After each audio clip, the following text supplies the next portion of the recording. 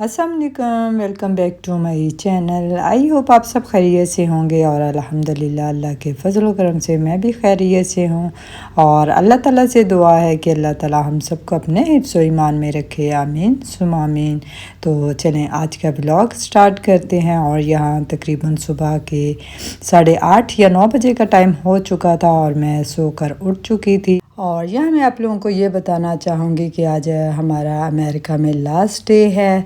तो यहाँ मैं पानी की बोतल लेकर बालकनी में आ चुकी थी और ये मुझे यहाँ बहुत ही तेज़ आवाज़ें सुनाई दे रही थी। और ये आवाज़ें जो है ये तकरीबन मुझे मिडनाइट से ही आ रही थी, लेकिन समझ नहीं आ रहा था कि किस चीज़ की आवाज़ें हैं। मुझे ऐसे लग रहा था कि जैसे कोई ट्रेन गुज़र रही हो, लेकिन जब मैंने बालकनी में आकर देखा और कैमरे से ज़ूम करके देखा तो जो हमारे सामने रिवर है इसमें बहुत सारा पानी आ चुका था और उसी का ये शोर था। तो बच्चे सोए हुए थे तो मैंने कहा चले वॉक करके आते हैं और देखते हैं कि पानी की क्या सिचुएशन है। और ये बात मेरे बेटे ने मुझे पहले भी बताई थी कि जब यहाँ बहुत ज़्यादा बारिशें होती हैं और पानी बहुत इकट्ठा हो जाता है तो इस रिवर में बहुत सारा पानी आ जाता है। तो इसलिए मुझे कोई बहुत ज़्यादा तजस्सुस नहीं हुआ था, क्योंकि आजकल ज़ाहिर है कि बहुत ज़्यादा बारिशें हो रही थी।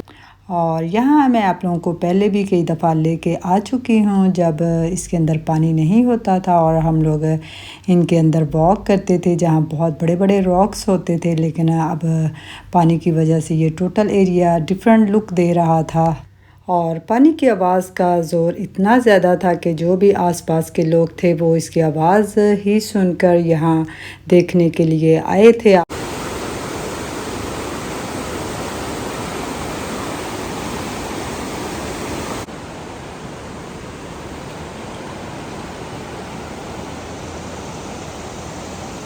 और तकरीबन आधा घंटा गुजारने के बाद फिर मैं घर वापस आने लगी। और ये सामने जो बिल्डिंग है ये हमारी ही बिल्डिंग है और ये बहुत ही करीब है। और यहाँ मैं घर आ चुकी थी, बच्चे सोए थे तो मैंने सबसे पहले अपने लिए नाश्ता बनाया और फिर मैंने बच्चों के लिए आलू के पराठे बनाने के लिए आलू वगैरह बॉईल किए। और हालांकि बच्चों ने कहा था कि आज बाहर से नाश्ता करेंगे, आज सारा दिन हम लोग बाहर स्पेंड करेंगे, तो आपने मामा नाश्ता नहीं बनाना। लेकिन मुझे यही था कि चलें आज मैं आलू के पराठे लास्ट टाइम उनके लिए बना दूं। तो आज तो वाकई हमें बाहर सारा दिन स्पेंड करना था, तो मैंने कहा कि चलें अभी मैं फ़ारिग हूँ तो जल्दी से मैं बच्चों के लिए आलू के पराठे बना देती हूँ, क्योंकि उनको बहुत ज़्यादा पसंद हैं। तो यहाँ मैंने सबसे पहले आलू बॉईल किए प्रेशर कुकर लगाकर, जस्ट 10 मिनट का या 7-8 मिनट का ही प्रेशर लगाया था। और फिर मैंने इसमें नमक, मिर्च, मसाला, सूखा धनिया और हरा धनिया और सब्ज़ मिर्च वगैरह ऐड की और बाद में इसमें थोड़ा सा बटर ऐड कर दिया। बटर ऐड करने की वजह से एक बहुत ही मज़े का टेस्ट आता है। और यहाँ तकरीबन 11 बजे का टाइम हो चुका था और फिर मैंने बच्चों को उठा दिया था और यहाँ मैंने फिर पराठे बनाना स्टार्ट कर दिए। और आज हम लोगों का प्लान बोटेनिकल गार्डन जाने का था। जैसा कि मैं आपको पिछले व्लॉग में भी बता चुकी हूँ कि हमने तकरीबन हर जगह को एक्सप्लोर कर लिया जो हमारे पास थी। बस शेनाडोवा और बोटेनिकल गार्डन रह गया था। तो शेनाडोवा के लिए हम लोग निकले भी थे, बट इतनी ज़्यादा आजकल बारिशें हो रही हैं तो जिसकी वजह से फिर हम लोगों का प्लान कैंसिल हो गया और फिर हम लोग म्यूज़ियम देखने चले गए। और वो व्लॉग मैं बाद में लगाऊंगी, क्योंकि अगर अभी इसमें मैं ऐड कर दूंगी तो वो फिर बहुत लंबा हो जाएगा। तो यहाँ हम लोगों को निकलना था बोटेनिकल गार्डन के लिए और यहाँ हम लोग तैयार हो चुके थे और यहाँ तकरीबन 2:30 बजे का टाइम हो चुका था और हम काफ़ी लेट हो चुके थे। लेकिन 5 बजे ही बोटेनिकल गार्डन को बंद होना होता है, तो इसलिए इतनी टेंशन नहीं थी। तकरीबन 40 मिनट हमें अपने घर से जाते हुए लगने थे। तो यहाँ 40 मिनट के बाद हम लोग बोटेनिकल गार्डन पहुँच चुके थे। और ये जो पहला पार्ट है ये इनकी शॉप्स हैं। यहाँ काफ़ी एंटीक्स पीस और प्लांट्स और दूसरी चीज़ें वगैरह इन्होंने रखी होती हैं सेल करने के लिए। जो आपको पसंद आता है तो आप इनकी शॉप से बाय कर सकते हैं। तो अब ये हम लोग एंटर हो चुके थे बोटेनिकल गार्डन के एरिया में। तो ये एक बहुत ही एक्चुअली खूबसूरत सा गार्डन है और जिसमें हर तरह के फ्लावर्स और प्लांट्स हैं और स्पेशली कुछ इंडोर हैं और कुछ आउटडोर। जो इंडोर है तो मैं वो देखकर थोड़ी परेशान हो गई कि उन्होंने उसके लिए लाइक शावर प्लांट्स पर हो रहा था और प्लस फ़ैन भी ऑन किए हुए थे उनके लिए। तो माशाल्लाह से ऐसे लग रहा था कि हम किसी और ही दुनिया में आ गए थे। तो बहुत ही खूबसूरत ये नज़ारा, और आप भी इसको देखिए और इन्जॉय कीजिएगा।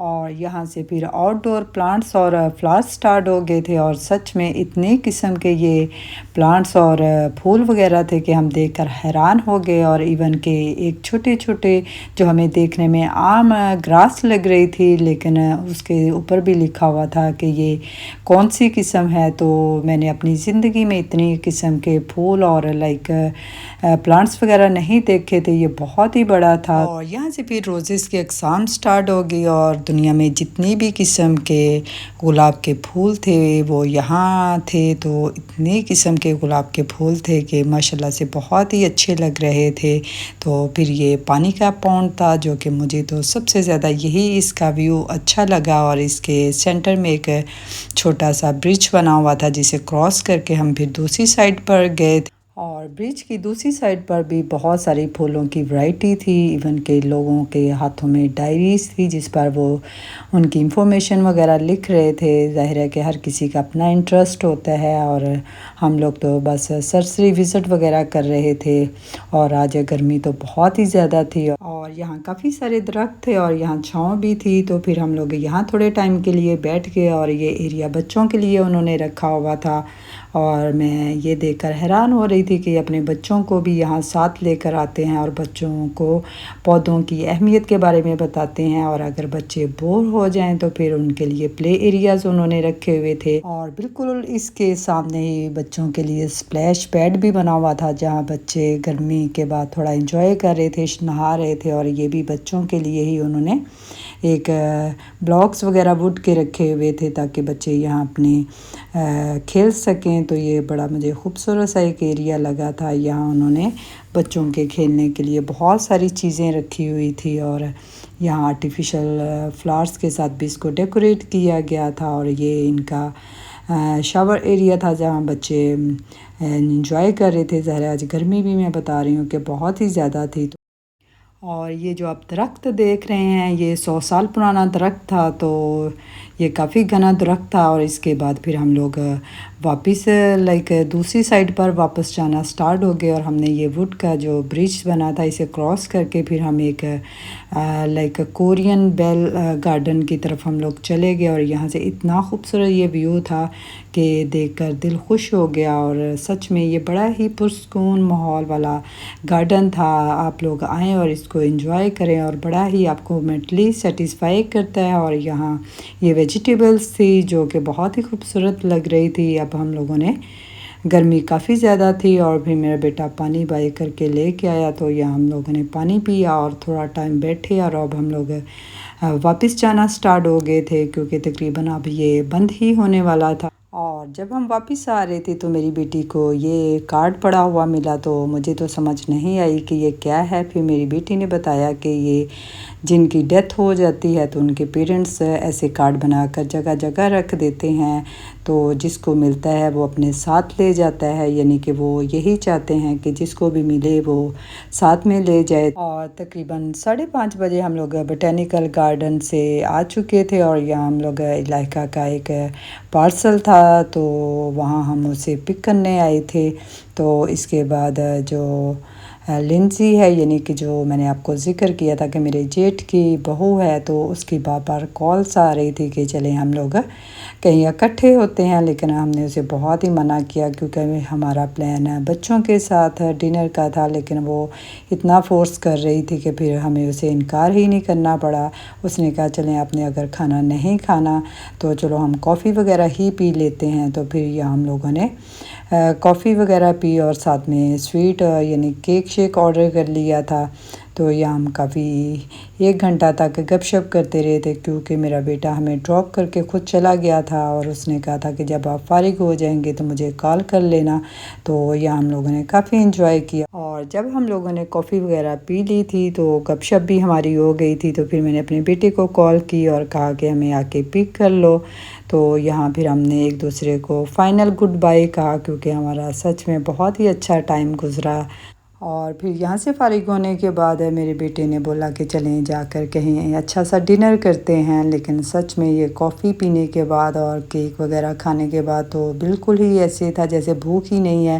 लेकिन फिर मैंने कहा कि अभी इतनी ज़्यादा भूख नहीं है तो आप ऐसा करें कि बस पिज़्ज़ा ऑर्डर कर दो, हम यही खा लेंगे। तो फिर मेरे बेटे ने पिज़्ज़ा ऑर्डर कर लिया और हम फिर वापस घर आ गए और घर आकर हम लोगों ने पिज़्ज़ा वगैरह खाया। और मेरा बड़ा बेटा हमारे ही किसी काम के सिलसिले में बाहर गया हुआ था और फिर उसने कॉल करके कहा कि चलें डिनर करने के लिए जाते हैं। लेकिन मैंने उन्हें बता दिया हमने तो पिज़्ज़ा खा लिया है। फिर वो हमारे लिए भी बॉक्सेस वगैरह बनवा कर ले आया कि चलें अगर लेट नाइट आपको भूख लगेगी तो फिर आप ये फ़ूड वगैरह खा लेना।